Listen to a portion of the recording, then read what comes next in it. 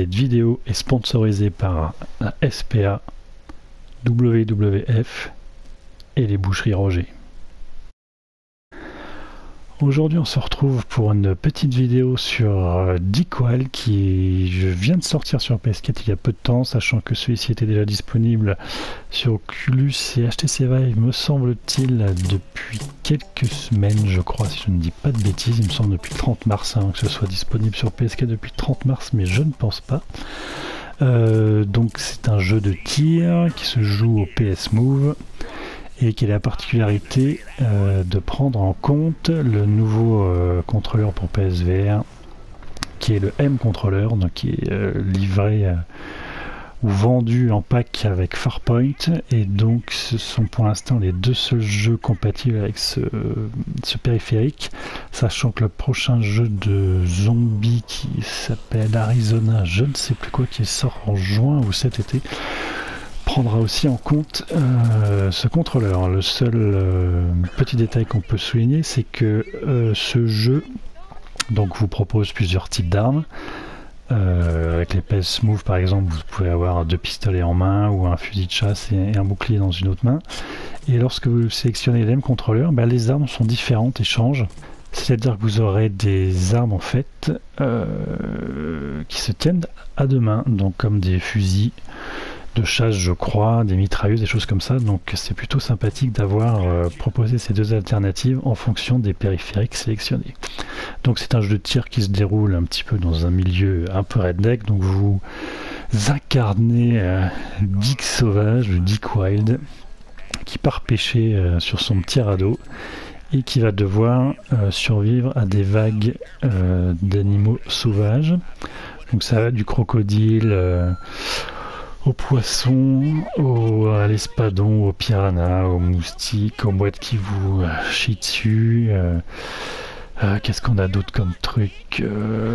Donc des gros piranhas, des anguilles électriques, et chaque niveau se termine, il me semble, à la vague 10, sachant que je n'ai atteint que la vague 9 sur les premiers niveaux qui sont des niveaux faciles, par une tortue géante, me semble-t-il, accompagné de divers ennemis. Donc pour vaincre ces ennemis à la fin de chaque vague, vous pouvez sélectionner soit un reboost de vie si vous avez été touché, ou alors des aides comme des mitrailleuses, des mines, ou encore des roquettes très efficaces et très utiles pour abattre tous vos ennemis volants, que ce soit les moustiques, les mouettes, les oiseaux en tout genre. Les mines sont plutôt efficaces lorsque vous êtes occupé à tirer sur des ennemis, à vous protéger évidemment en nombre limité. Les roquettes pareil, les mitrailleuses, bon pareil en nombre limité, je crois que vous en avez 120 ou 150 me semble-t-il, 150 balles, font un petit peu le ménage pour vous aider. Et donc graphiquement ça reste assez simple, je pense, et j'ai l'impression que le portage n'a pas demandé de gros efforts. En revanche, ce qu'on peut souligner pour ce Dick Wild, c'est sa difficulté très très élevée.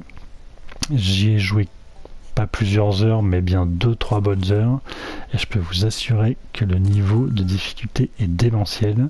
Je suis arrivé à la vague 9 sur 2 tableaux. Une fois que vous mourrez, c'est terminé, vous recommencez depuis le début. Donc c'est un jeu très exigeant, plutôt précis. Tout dépend des armes en fait dont vous vous servez. Moi j'avoue que j'ai une particularité, que j'ai une affection particulière plutôt pour le fusil de chasse qui peut se permuter en appuyant sur X en fusil normal, et dans la main gauche vous avez un bouclier qui vous permet quand même d'éviter pas mal de projectiles. Vous avez différentes armes, soit des harpons, un arc, des flingues, des pistolets de paintball. De mémoire je dirais que c'est à peu près tout. Qu'est-ce qu'on a aussi? Un harpon aussi. Donc voilà, des armes qui sont plus ou moins efficaces. Donc à vous de voir si vous préférez tirer avec 2 armes, une arme dans chaque main, ou une arme seule avec un bouclier pour vous protéger. Mais voilà, donc c'est un jeu très exigeant, plutôt précis dans la visée. Graphiquement les environnements sont assez variés, ils vont d'un lac à un lagon. Alors, ça se passe aussi sous la neige ou en plein soleil. Et les niveaux normaux, je vous dis, sont déjà très faciles. Vous avez ensuite Donc ces trois mondes-là, un niveau normal, un niveau difficile et un niveau hardcore qui ne se débloque qu'une fois le niveau difficile terminé. Donc autant vous dire que c'est un jeu question qualité-prix qui est là. Si vous aimez les challenges, je pense que vous pouvez foncer les yeux fermés. Et donc voilà, donc c'est un jeu qui est plutôt très difficile et qui donc nous promet des heures et des heures de rage quit ou en tout cas de challenge, donc c'est plutôt pas mal. Je sais qu'il y a un mode multi à 4 me semble-t-il, où vous pouvez vous passer le casque à tour de rôle, mais donc ça j'ai pas vraiment pu essayer, je ne connais pas trop la teneur de ce mode, mais rien que pour le mode solo, vous en avez déjà pour plusieurs heures avant d'en voir le bout. Donc c'est bien que je suis allé voir les trophées et que les modes hardcore n'ont été terminés par personne, puisque c'est à 0,0%